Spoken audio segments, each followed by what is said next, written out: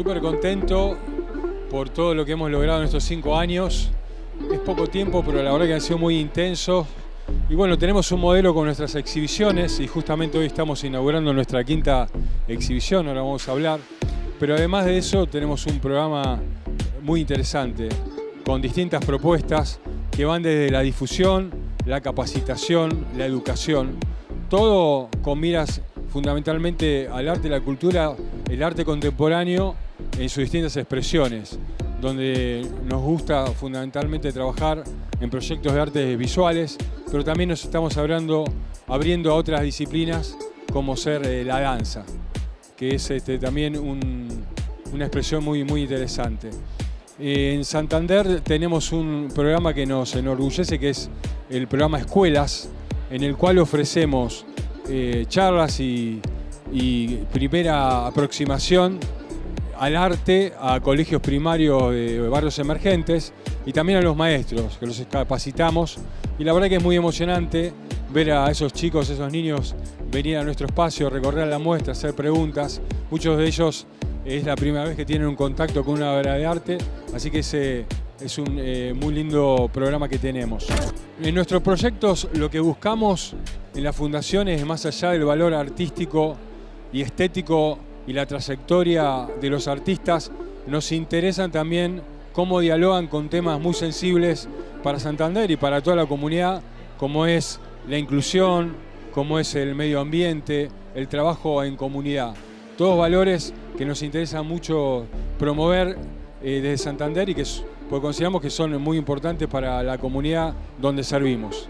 En esta 5ª exhibición de la Fundación Santander hemos elegido un proyecto de Mónica Millán, que es una artista de 30 años de trayectoria, que trabaja el arte textil, porque bueno, más allá de su valor estético y su valor artístico, es un proyecto comunitario, porque ella ha venido trabajando con una comunidad de tejedoras de una localidad del Paraguay, que trabajan sobre la base de productos, fibras que no son sintéticas, son artesanales, y a partir de ahí, utilizando técnicas que tienen muchos años de tejido, bueno, ella arma este proyecto artístico que recorre temáticas vinculadas al medio ambiente como la fauna, la flora y la inserción del hombre, y también nos invita a ciertas reflexiones existenciales y metafísicas. Pájaro salvaje, que en guaraní se dice Guiracagüey, surge de una invitación de la Fundación Santander. El año pasado lo conozco a Tempestad, que es el director de la Fundación, conoce mi obra dentro de Arteba, que justo estaba exponiendo el trabajo con las tejedoras y bordadoras del Paraguay. Y él me pidió, yo no lo conocía, y me pidió que le cuente un poco qué era ese trabajo que yo hacía con esta comunidad. Y justo yo estuve viviendo casi todo el año pasado en el Paraguay, en esta comunidad que se llama Yatactú del Guairá, trabajando con 25 bordadoras. Y cuando nos piden un proyecto, empezamos a armar. Yo empecé a pensar en todo el recorrido que yo había hecho, Misiones Paraguay, Misiones, toda la cuenca del río Paraná. Yo remé por el río Paraná, he trabajado en el río Paraná, y se pensó primero en una obra que al fin y al cabo no salió, que era toda mi obra sonora, que tiene que ver con el río Paraná y toda una parte del río Paraná que hoy ya no está por la represa Yacyretá. Entonces, la curadora, que es María Laura Rosa, me habló de poner ese nombre, Pájaro Salvaje, que es un bordado que aparece en la sala, un testimonio mío fuerte, que yo digo que soy un pájaro salvaje, muy salvaje, y me gusta la libertad. Eso a mí me lleva a mi infancia, en la cual yo nací adentro de un monte, Y desde muy pequeñita yo jugaba a emitir sonidos, jugaba como cualquier niño y emitía sonidos y yo me daba cuenta que los pájaros me respondían. Y para mí eso fue como muy fuerte y es un trabajo posterior que luego lo hago.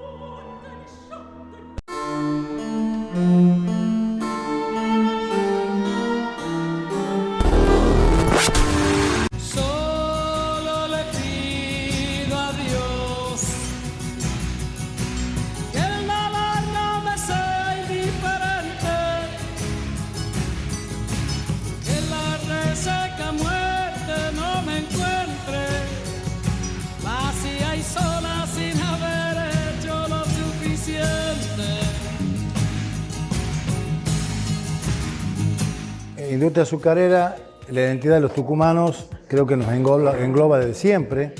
Son más de 200 años de historia, digamos, de lo que es la industria azucarera. Y en el evento de hoy recorrimos esa historia desde la época de la independencia o preindependencia inclusive, con el obispo Colombre hasta la actualidad, llegando inclusive hoy a lo que es las últimas empresas, digamos, que tenemos de los ingenios azucareros y con todos los derivados.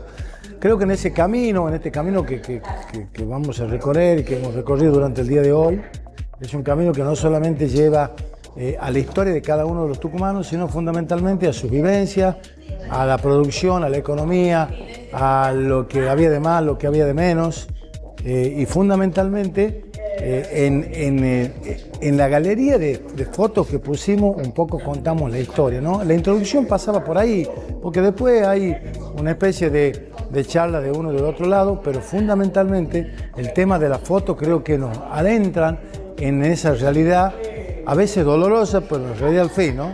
De los primeros ingenios, de los cierres de los ingenios, de la destrucción de los ingenios, de las luchas obreras, de los trabajadores en el campo, de las familias que emigran. La verdad que muy tocante, y la intención era eso, justamente que nos pongamos en un contexto de un tiempo en el cual la industria azucarera ha sido el motor permanente no solamente de Tucumán, sino fundamentalmente del norte argentino, porque Tucumán albergaba a trabajadores, como hoy todavía lo hace, pero trabajadores que venían de otras provincias. Así que bueno, no es solamente la cuestión de la caña de azúcar y de la industria, sino es también la economía de una región y, por qué no decirlo, de gran parte del país.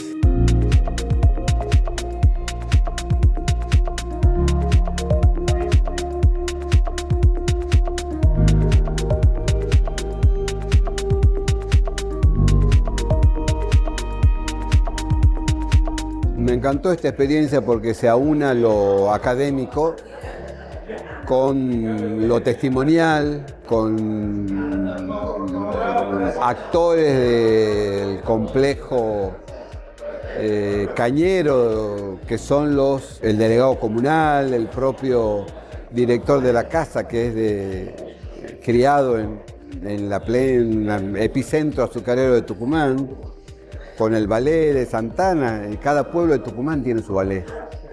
Y son todos ballets vocacionales, ¿no? Todos se pagan la ropa, gente muy sacrificada y lo hacen con mucho con mucho cariño, ¿no? La identidad que tienen no es postiza ni fingida, es realmente auténtica. Nosotros los tucumanos, rodeaditos por el cerro, con una luna grandota iluminando los sueños. La verdad que una experiencia muy importante para nosotros, los santaneños, para mi pueblo, que hoy estuviéramos acá presentes representando a nuestro pueblo, pero centralmente en una actividad que es muy cara a los sentimientos de los tucumanos, de todos los tucumanos, como es poner en valor histórico lo que representa la actividad de caña de azúcar en un repaso histórico de lo que fue y de lo que es, ¿no?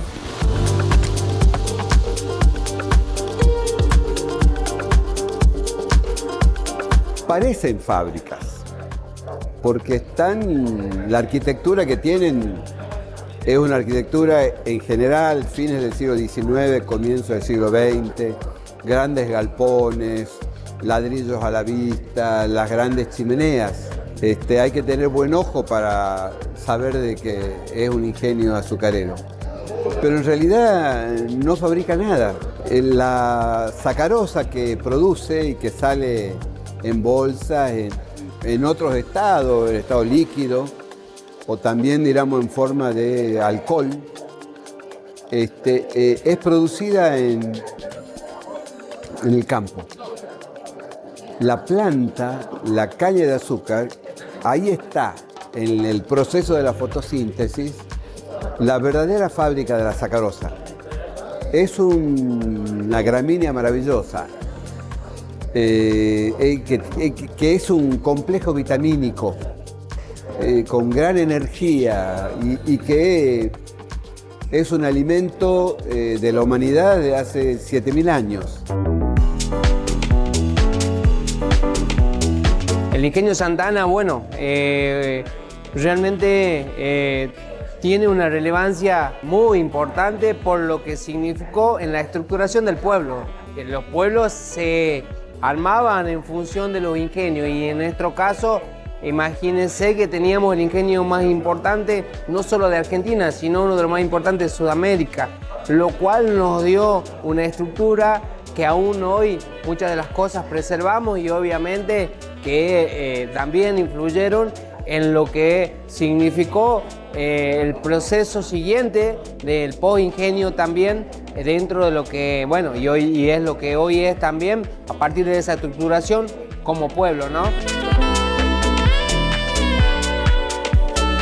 El epicentro de la producción azucarera argentina es Tucumán, sigue siendo Tucumán. Pese a que hubo intentos por erradicarlas, como el trágico decreto desatado por el decreto de Onganía del año 66. El trabajo de la policía en el día de hoy, por ejemplo, es permanente y además están actuando mucho más severamente. Se sumaron algunos sindicatos de esa Secretaría de los Argentinos, entre ellos 2 o 3 de la FOTIA. El Estado es importante para la existencia de la nación. No hay nación sin Estado. El Estado es la expresión institucional, jurídica, territorial de la nación.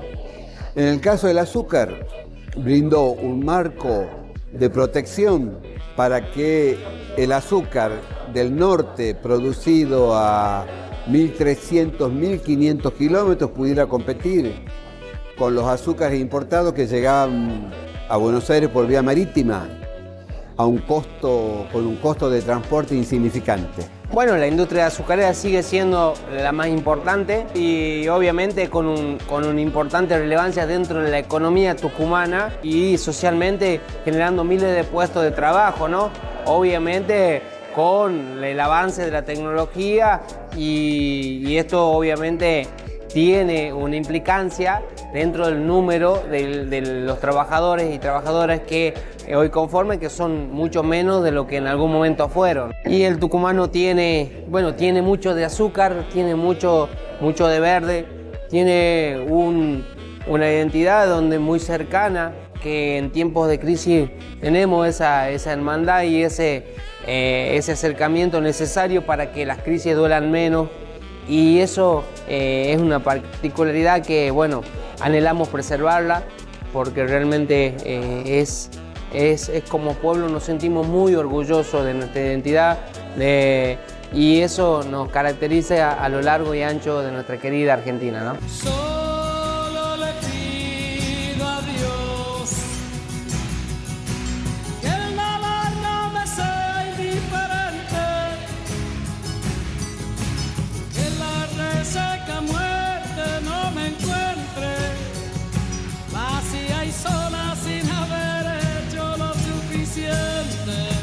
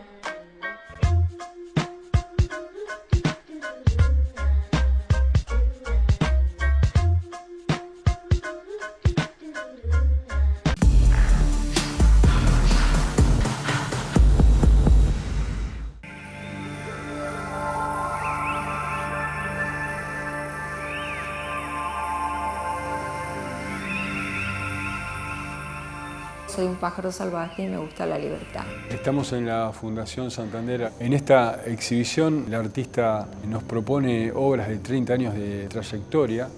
Ella trabaja el arte textil y nos presenta una temática vinculada con la naturaleza, con el medio ambiente, con la flora y la fauna de un sector específico del Monte Misionero, el Monte Paraguayo, la cuenca del río Paraná. Estoy también mostrando el trabajo con una comunidad que vive como si fuese de otra época, como cuando como vivieron mis abuelos. O sea, es una comunidad muy pequeñita que debe tener 1.500 personas. Pensá que ellos plantan el algodón, lo tejen y luego lo hilan y lo arman un mantel en 6 meses y después está bordado. Uno de los ejes de mi trabajo es el tema de la naturaleza, porque yo he estado atravesada por la naturaleza, cosa que hoy es como yo vivo en un mundo que es lo opuesto, es un mundo que está degradando la naturaleza, lastimando a la naturaleza, y vamos como hacia una confrontación en lo que creemos que no va a quedar nada. Por eso me gusta mucho a Donna Haraway, que habla de seguir con el problema. O sea, este es el problema que está, de la pérdida de todo esto, y es cómo nosotros vamos a responder y cómo nosotros tenemos que armar comunidades para responder a este gran problema que tenemos, ¿no? Por eso para mí también esta comunidad da respuestas a eso. O sea, estas comunidades pequeñas, los indígenas viviendo en la selva, viviendo una vida, otra vida, ellos saben sobre eso, porque ellos ya perdieron su mundo y ellos siguen con el problema y siguen resolviéndolo. Van a haber muchísimas actividades en las cuales con la curadora María Laura Rosa se harán visitas guiadas por un lado, por otro lado va a haber todo un trabajo con la infancia. Otro trabajo que se va a hacer es con los estudiantes de arte. O sea, se va a ir tocando como distintos segmentos, ¿no? Para que la gente pueda entender qué es ese mundo de tejedores, ¿no? La verdad que es un proyecto muy completo y que vale la pena recorrerlo, visitarlo, meterse un poco en esa lógica del proyecto y por eso los invitamos y alentamos a todos que lo visiten. Va a estar abierto todo el año, libre y gratuito, en la Fundación Santander, en el edificio Garay del Banco Santander.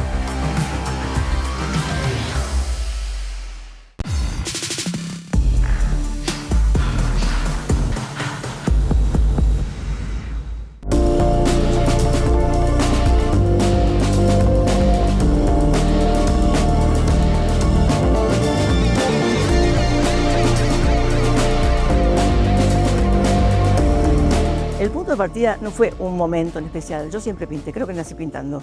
Después en un momento pensé que era más importante todo lo académico, entonces hice varias carreras, estudié publicidad, después psicología, un montón de posgrados, pero de golpe me di cuenta que lo mío era el arte. Era el arte porque lo siento, porque lo tengo adentro y necesité tratar de evolucionar dentro del arte. Entonces cuando cumplí 50 decidí que me iba a dedicar solamente al arte y dejé de trabajar en todo lo demás y me dediqué a esto. Entré en este lugar, que a mí me encanta, donde se convirtió en mi hogar artístico y empecé a pintar. Y me pasa una cosa muy loca cuando pinto, que yo siempre digo que pintar es como meditar o como rezar, porque uno se conecta de otra manera con Dios y con la tierra y te convertís en canal. Y a veces de golpe digo, pasa un rato de lo que estoy haciendo, no sé qué hice.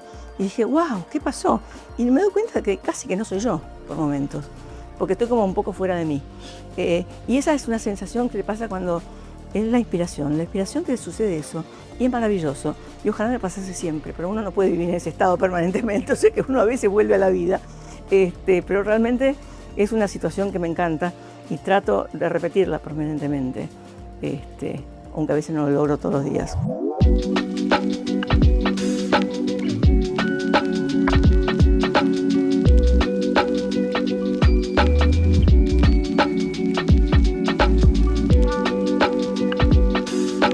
En realidad el tema, yo me siento como una especie de canal, porque a veces con la pintura te bajan cosas, son en realidad ancestrales, la maternidad, lo simbólico, un montón de cosas que por ahí no las estoy pensando todo el tiempo, pero bueno, son así. Y lo simbólico, por ejemplo, es como, hace como un efecto interno, te cambia, me cambia a mí y cambia a la gente que mira mi obra también, porque te llega desde otro lugar, de un lugar como muy profundo.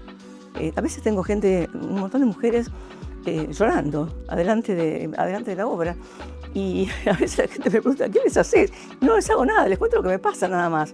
Les cuento lo que me pasa, que es algo como tan profundo, tan personal y al mismo tiempo tan humano y tan generalizado que les pasa a todas las mujeres. Lo que pasa es que hay gente que no lo puede expresar, y yo sin darme cuenta lo expreso con la pintura.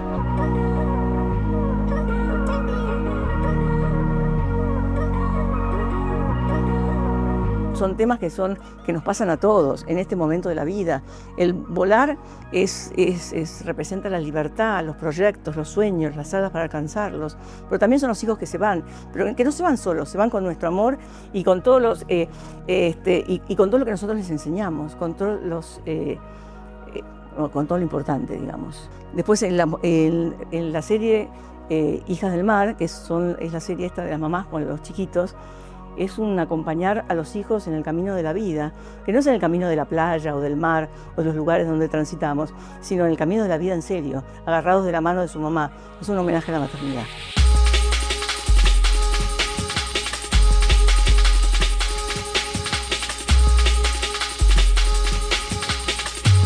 Y siempre un homenaje a la mujer. En mis obras generalmente la mujer es yo me siento representada en las obras, y no es que hablo de la mujer porque sea feminista, sino que hablo de la mujer porque es como que el género humano para mí es la mujer, porque lo siento desde mí misma, y lo veo desde ahí, y lo siento de esa manera. Porque las flores también representan a veces a la mujer. Las flores, las amapolas, que se abren al mundo y al cielo y a la energía con ese amor y con esa pasión, también son la mujer. Y siempre digo que cada amapola de los que yo pinto en mis obras es una mujer importante en su lugar, en su casa, y que les enseña a sus hijos todo el tema del amor y demás. Es como que creo que nos representa a todos.